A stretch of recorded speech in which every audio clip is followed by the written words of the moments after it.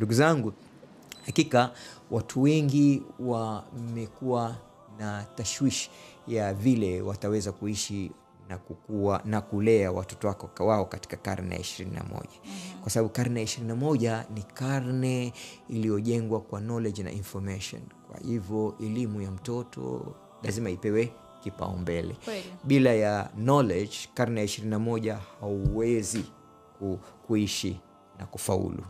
Kwa hivyo challenge tulionao kubwa ni kwamba sasa uchumi wa karne ya 21 unategemea elimu.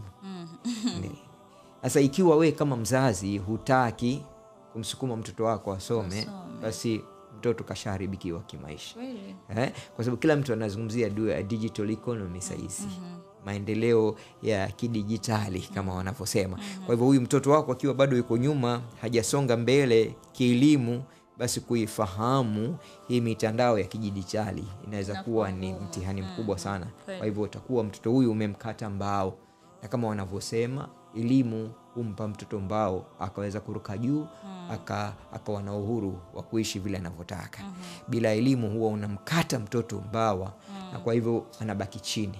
Ni kama yule butterfly aliyetoka katika yai lake kabla ya kukauka vizuri, huwa hawezi kuruka kabisa. Na huyu mtoto ambaye hakupata mwamko unaotakikana wa kielimu, kuweza kuruka baadaye na kuwa ni shida sana.